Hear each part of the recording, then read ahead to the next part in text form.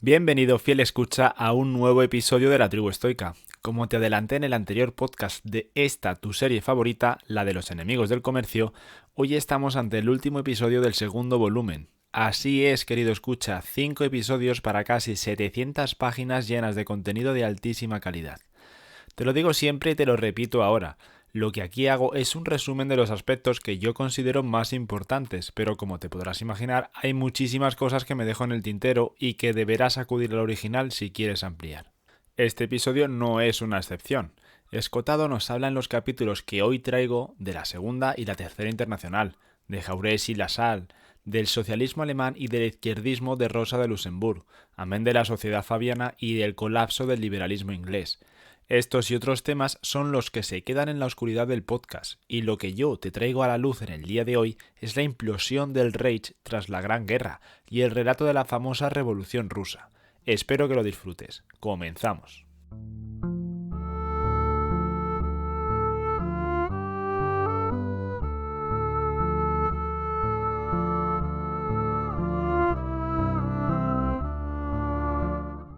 Y lo hacemos destacando con los números, que no mienten acerca de la citada implosión. En 1914, Alemania tenía unos 22 millones de cerdos, que en 1917 se habían reducido a 4. Entre ganado de asta y caballos contaban inicialmente con unos 40 millones, que ya en 1916 eran 10, y pronto bastantes menos por falta de forraje.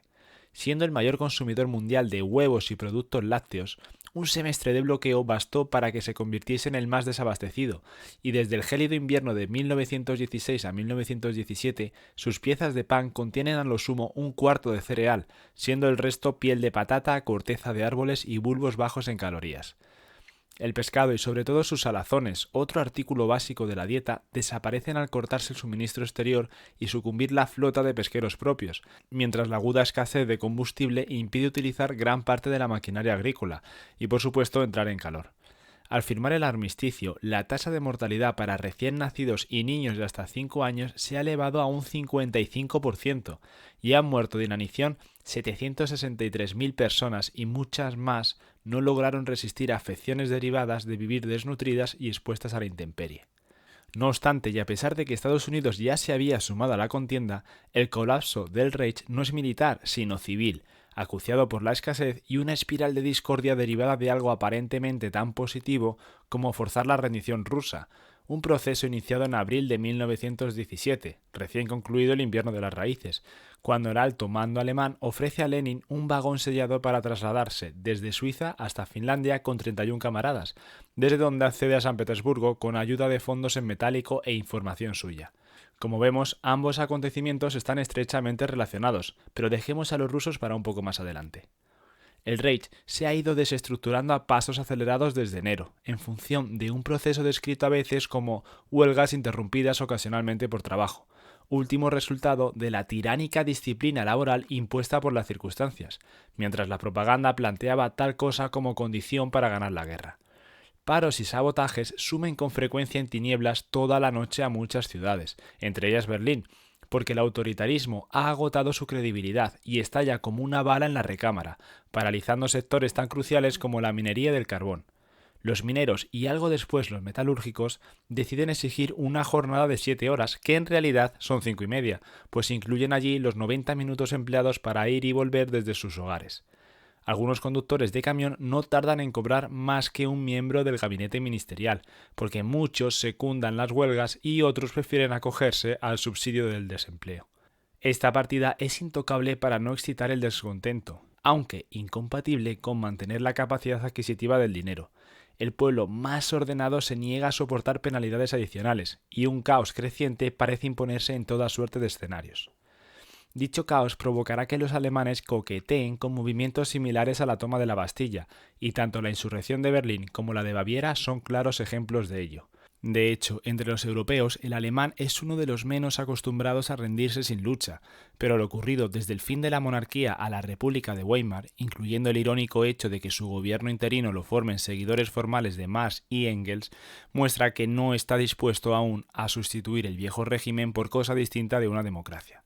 Para que esa disposición cambie y el país adopte a un émulo de Lenin como Hitler, es imprescindible la afrenta consumada por el Tratado de Versalles en 1919, que traicionando las condiciones pactadas en el armisticio de 1918, pretende convertirlo en un lacayo sumiso al usurero resentimiento de Francia y a la rapiña de otros aliados, cuyas reparaciones prescinden de haber urdido ellos mismos la contienda, asegurando así que el futuro industrial de Europa sea negro y las perspectivas de revolución totalitaria muy buenas. Por lo demás, Alemania era en 1914 el país con más perspectivas de crecer industrialmente en todo el mundo y el menos inclinado a guerrear. En 1919, una suma de circunstancias, la última de ellas confiar en que se respetarán los términos del armisticio pactado, obliga no solo a indemnizar en medida incompatible con seguir creciendo, sino a declararse agresora arbitraria y única.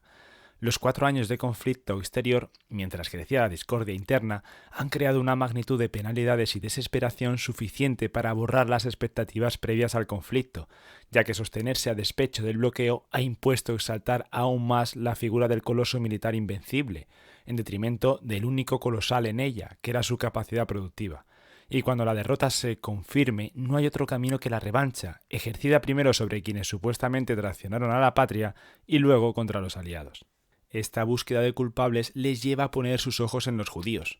¿Cómo es posible, pregunta Boughton, un profesor norteamericano de historia atrapado en Berlín por el estallido de la guerra, que un 1% de la población ocupe el 99% de los cargos directivos?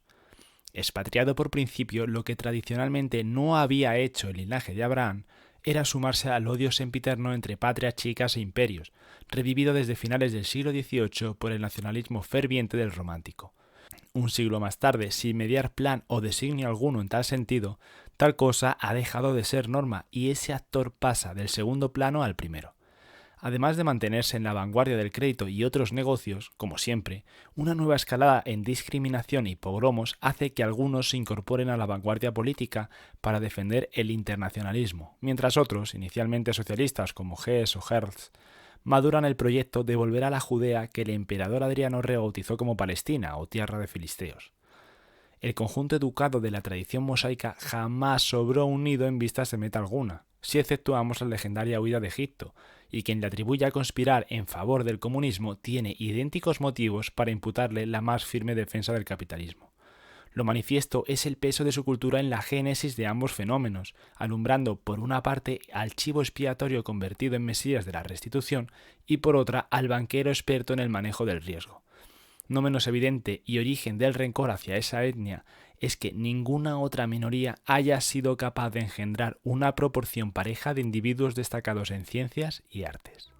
Pero como bien dice Escotado, no son pocas las voces que acusan a los judíos de comunistas. Entre ellos tenemos al propio Churchill, quien escribió que el bolchevismo no es nada nuevo entre judíos, lo que nos lleva a la segunda parte del episodio, la Revolución Rusa.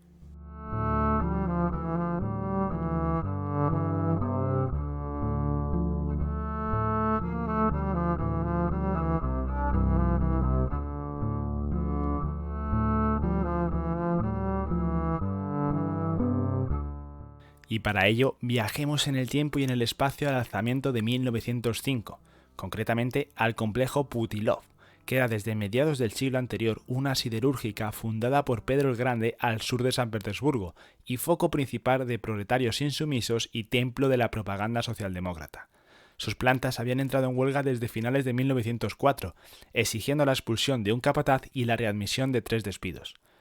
Para enero se han sumado casi todas las fábricas y talleres y circulan rumores de motín en guarniciones militares, provocando que muchos se refugien en sus casas temiendo algún estallido popular, y el día 22 una gran manifestación resulta disuelta a tiros y sablazos, grabándose en la memoria como el Domingo Sangriento. Consecuencia de esto, antes de que enero concluya, se suman a la huelga casi 500.000 de obreros y empleados en los territorios de habla polaca y cientos de miles más en el resto de Rusia.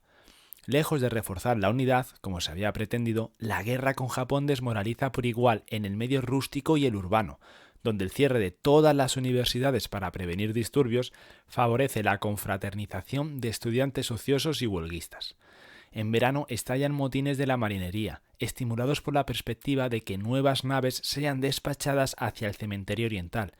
Y aunque su propia barbarie abone un rápido fracaso, la huelga del ferrocarril paraliza el país en otoño, precipitando el nacimiento de la institución política más distintivamente rusa, el Soviet o Consejo de Trabajadores.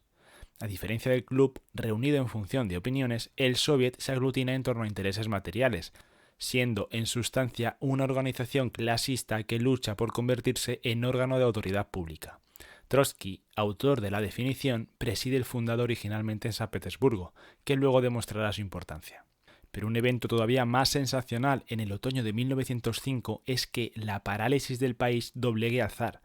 El hecho de que admita la monarquía constitucional sugerida por el Manifiesto de Octubre evoca una explosión de júbilo colectivo como no se recordaba.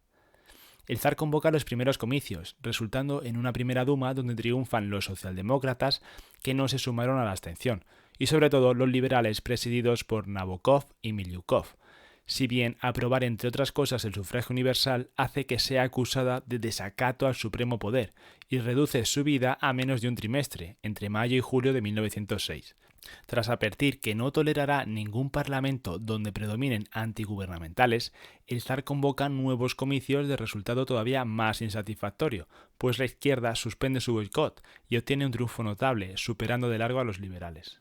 Esta segunda asamblea deliberará solo de marzo a mayo de 1907, suspendida por el golpe de junio y la convocatoria de nuevas elecciones cuyo resultado se asegura gracias a recortes drásticos en el derecho de representación, suscitando para finales de año la llamada Duma de los señores feudales y sus lacayos. Muchos temían, y otros esperaban, que el fraude reavivase la actitud revolucionaria, pero el país estaba hito de penurias adicionales y la disposición a participar en huelgas y manifestaciones se desvaneció. En vez de nuevos desórdenes, el Parlamento dominado por monárquicos y octubristas cumplió el quinquenio de legislatura previsto, ofreciendo la imagen de un Estado algo menos arbitrario, cuya fachada de garantías bastó para estimular el comercio exterior, inducir inyecciones de capital foráneo y proyectar los salarios al alza, confirmando a Stolypin en su tesis de que Rusia solo necesitaba espíritu profesional para acercarse al desahogo de la Europa desarrollada, lo que provoca que la izquierda se viera de vuelta a su disyuntiva sempiterna de socialismo democrático y socialismo mesiánico. Entretanto, la tempestad de terrorismo escampa, madura una compenetración entre liberales y socialistas, que inspirará la Cuarta Duma, que irá de 1912 a 1917, y la actividad de Lenin queda circunscrita a luchar contra el pacifismo en general. En esta tarea su principal apoyo es la propia lógica zarista, hecha a justificar su égida con guerras externas victoriosas suspendidas desde la derrota ante Japón. Como el supremo autócrata, su programa es rodearse por un cuerpo de censores para evitar las devastaciones del pluralismo y un cuerpo de guardia para prevenir votaciones. Ambos suscriben el principio político asiático de que el peor déspota será siempre preferible a la mejor asamblea democrática, pues solo eso justifica los poderes ilimitados que reclaman, aunque el zar blanco estaba mucho mejor situado que el zar rojo en su línea de salida. Ninguna figura mesiánica tenía un carisma comparable al suyo. Lo que sigue es la Gran Guerra, con la correspondiente pobreza y tensión, y con los alemanes enviando a Lenin de vuelta a Finlandia para acabar ese frente. El 8 de marzo de 1917, tras innumerables huelgas y manifestaciones durante el año previo, la capital es invadida por una inmensa cacerolada exigiendo pan, y cuando el zar ordena dispersarla, los mandos se niegan a obedecer. 4 días después manda disolver la Duma, pero tampoco es obedecido y abdica esa misma tarde en su hermano Miguel, que declina el amargo cáliz, sellándose con ello no solo el fin de una dinastía reinante desde 1613, sino un milenio de zares por la gracia divina. Puesto que nadie sale en defensa de la autocracia, sustituirla por una república pone en marcha una revolución cívica, cuya circunstancia insólita es un poder dual, compartido por el Soviet de la ciudad y el gobierno de transición nombrado por la Duma. Como muestra ya el Soviet de 1905, lo distintivo de esta institución es presentarse como un órgano no partidista, donde el pueblo defiende autónoma y simultáneamente sus intereses ideales, sin dejar de mantenerse fiel a la tradición elitista rusa, que otorga siempre a los intelectuales un predominio sobre los profesionales. Considerándose garantía de que el gobierno provisional no retroceda ni desfallezca, esa junta socialista insiste en la necesidad de mantener el cogobierno hasta disponer de una constitución republicana, aprobada por un legislativo democrático. Martov y los mencheviques propugnan que el poder dual se mantenga separado, sin dirigentes comunes, aunque Kerensky saca adelante una propuesta de compenetración que le permite ser a la vez uno de los vicepresidentes del Soviet y uno de los ministros del Ejecutivo Provisional. Sin perjuicio de ser socialista, la asamblea es conciliadora además de moderada, con una ínfima minoría bolchevique y prácticamente unánime en cuanto a qué hacer. Por una parte, es preciso frenar la ofensiva que las potencias centrales han lanzado tras el comienzo de la revolución, y por otra, organizar las elecciones de una asamblea constituyente previstas para noviembre. Resuelto a impedir ambas cosas y gracias a un salvoconducto del alto mando alemán, Lenin llega la noche del 4 de abril a la estación de Finlandia, donde le esperan sus seguidores y la plana mayor del Partido Socialdemócrata ruso. Lejos de aunar fuerzas ante una situación material catastrófica, su deber era agravarla hasta desintegrar las instituciones, cosa tanto más factible cuanto que gran número de indecisos se sumaría al programa de suprimir la guerra y asegurar el desahogo del pueblo, expropiando industrias, comercios y tierras. Triunfar tenía como única condición no despreciar ninguna táctica conducente a la dictadura proletaria, viendo en ella un fin que justifica todos los medios.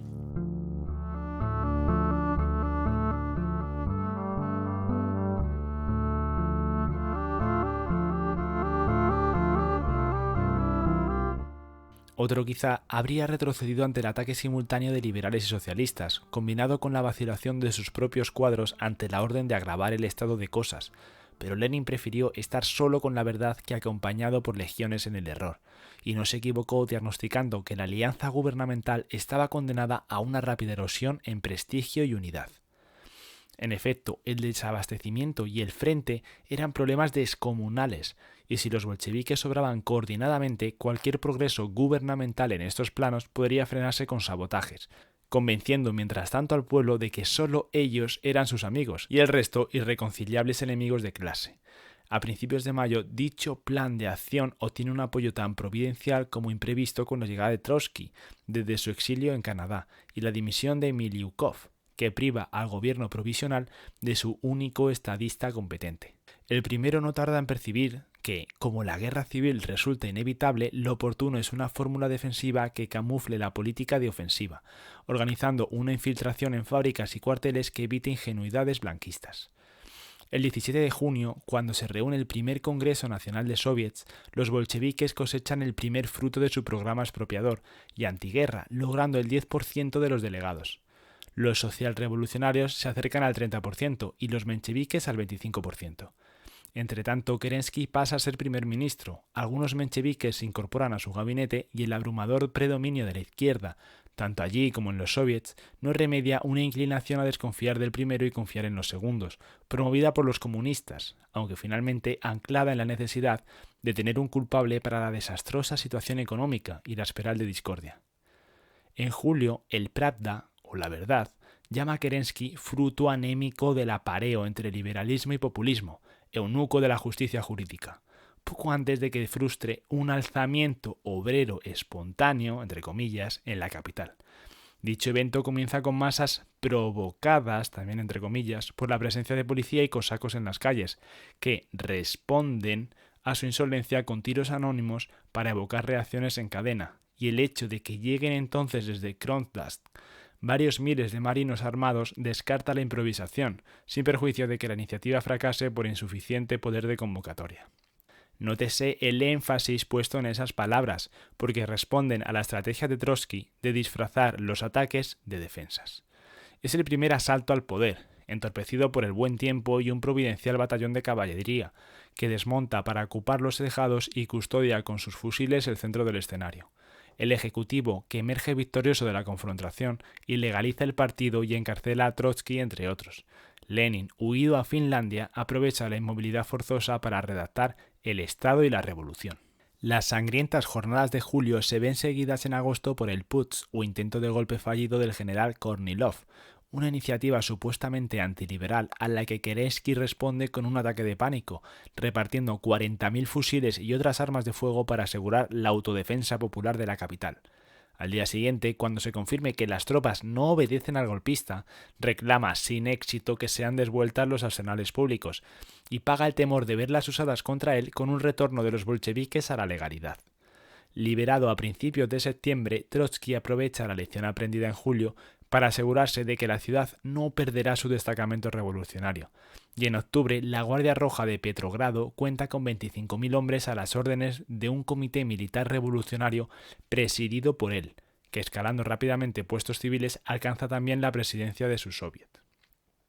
Con Lenin oculto aún, el contraste entre su capacidad y la de Kerensky se refleja en la diferencia entre el servicio gubernamental de orden y espionaje y el de agitación y propaganda gestionado por el partido, la Agitprop, que cortocircuita cualquier mejora del abastecimiento y difunde el rumor de que Kerensky ha rendido la ciudad a Alemania para aplastar la revolución, pues quiere erigirse en dictador. La vitalidad de Trotsky le permite pasar semanas durmiendo 1 hora al día sin perder lucidez, ni su habitual don para fascinar a cualquier auditorio, y aunque Lenin le envía diariamente mensajes reclamando obrar a sangre y fuego, prefiere que la ciudad se rinda sola, como cae del árbol un fruto maduro, y espera hasta la madrugada del 24 de octubre para tomar el Banco Nacional, la central eléctrica, las oficinas de correos y telégrafos, la radio y los órganos impresos.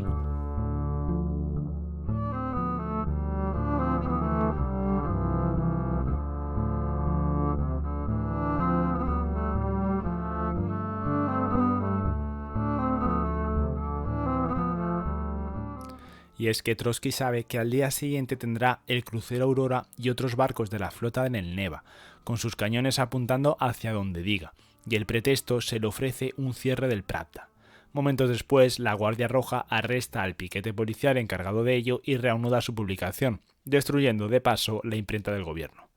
8 horas más tarde, a mediodía, dicta el siguiente y último: el gobierno provisional ha sido destituido. Se dijo que la insurrección nos ahogaría en torrentes de sangre. No tenemos conocimiento de una sola víctima. Se acaba de confirmar el golpe de octubre, realizado no contra el zar, sino contra un gobierno elegido democráticamente. Por las calles no se vieron destacamentos leales al gobierno, y tras escaramuzas tragicómicas, donde la falta de resistencia no evita alguna muerte, soldados del Soviet y marinos del Kronstadt arrestan a parte del gabinete del Palacio de Invierno. Dando una nueva muestra de arrojo, Kerensky aprovecha las innumerables estancias del edificio para huir, prometiendo volver con tropas. A principios de noviembre, con ocasión de celebrarse el segundo Congreso Nacional de Soviets, Lenin declara que ese tipo de ente político es el único acorde con la emancipación social y que la transferencia revolucionaria de poder le inviste de facultades no solo ilimitadas, sino exclusivas. 5 días después llegan al fin los comicios para la Asamblea Constituyente, que son los primeros celebrados en Rusia atendiendo al principio de sufragio universal y respetan un triunfo espectacular para los bolcheviques. Un semestre antes eran apenas 30.000 y ahora logran casi 11 millones de votos sobre un total de 49, equivalentes a una cuarta parte del 60% que ha acudido a los colegios electorales. De ellos, casi la mitad corresponden a soldados del frente, bien dispuestos al plan de acabar la guerra sin anexiones ni indemnizaciones, cosa enteramente distinta, por cierto, de lo convenido luego en el Tratado de Brest-Litovsk. Y el resto a los más conformes con declarar una guerra a muerte contra los ricos, los holgazanes y los parásitos, como reiteran los artículos publicados por Lenin en Pravda esos días.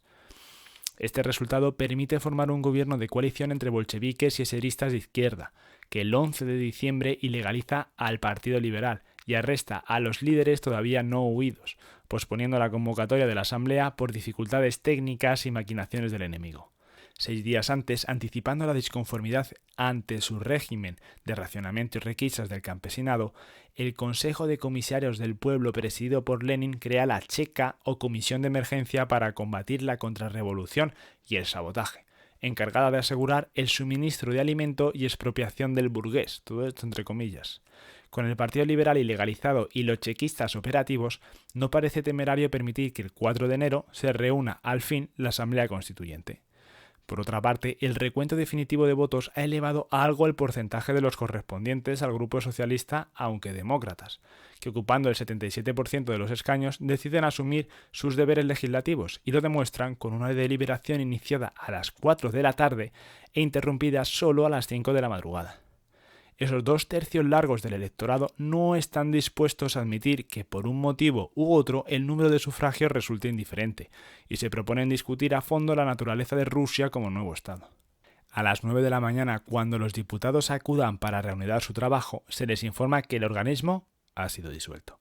Las protestas del anciano Pleyanov, padre del marxismo ruso, le llevan a salir rodando por la escalinata del palacio donde se celebraba el evento, y peor suerte aguarda a la multitud reunida en torno al edificio, pues por primera vez desde el Domingo Sangriento de 1905, un grupo totalmente desarmado se ve disuelto con descarga de fusilería. La Asamblea ha osado discutir el poder incondicional de los soviets, que por lo demás desaparecen 2 meses después como órganos deliberantes y decisorios, al asumir dichas funciones la presidencia del partido. Aunque disolver la Asamblea Constituyente era decretar la guerra civil, Lenin acaricia ese proyecto desde los 20 años. Tras reprochar a Kerensky que ha restablecido la pena capital para desertores, en el conflicto militar subsiguiente Lenin no solo la establece para ellos, sino también para sus familias, y para las familias de aquellas unidades que se hubiesen meramente rendido. Mientras tanto, crea un estado de cosas acorde con el bando de que todo sospechoso de sabotaje, especulación y oportunismo podrá ser confinado inmediatamente, pues solo está bien oponerse a la pena de muerte cuando son los explotadores quienes la aplican. Se cierra así su particular círculo familiar. Su hermano mayor fue un magnicida frustrado, y él consumará esa hazaña al tiempo que se transforma en el nuevo autócrata supremo. Que esto avivase su rescoldo era bienvenido, al maquillar la divergencia entre demócratas y absolutistas como batalla de rojos contra blancos. El enemigo realmente odioso, el defensor de la libertad como justicia, podría ser eliminado en relativo silencio, al amparo del estrépito producido por la guerra entre bolcheviques y zaristas. Trotsky, providencial para que su golpe de octubre no fuese abortado por un recurso de las barricadas, volverá a serlo creando y dirigiendo un ejército que no le hace ascos a contar con mandos formados por el enemigo, y en 2 años de penalidades adicionales liquida la contienda. Lenin custodia entre tanto hasta donde resulta posible el cumplimiento de su ortodoxia. El 8 de enero de 1918, recién disuelta la Asamblea Constituyente, deroga la propiedad privada de inmuebles mediante un decreto que concede 24 horas a los ocupantes para desalojarlos o compartirlos, confiando la ejecución del precepto a destacamentos formados por jóvenes bolcheviques. Como el comercio y el lucro constituyen actividades contrarrevolucionarias, el trabajo por cuenta propia es sustituido por un reclutamiento industrial que representa el paralelo civil del reclutamiento militar. Comienza el más audaz experimento de ingeniería social,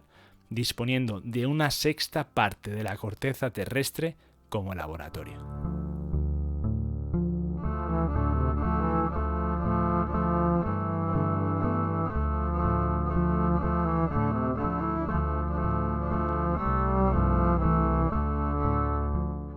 Y con el inicio de este experimento llega el final de nuestro episodio. No me queda otra cosa por hacer que darte la enhorabuena, fiel escucha, por haber llegado hasta aquí. En una conversación que mantuve con Jorge Escotado antes de grabar la pequeña entrevista que me hizo y colgó en su canal de YouTube, me confesó que este segundo volumen era el más arduo de los 3. Así que si, sufrido escucha, has sido capaz de acompañarme en este camino hasta aquí, te mereces mi más sincera enhorabuena. Tengo intención de mantener mi plan de terminar el 3er volumen antes de verano, así que permanece atento y mientras tanto, sé feliz y busca la virtud. Nos escuchamos en la próxima. Un saludo estoico.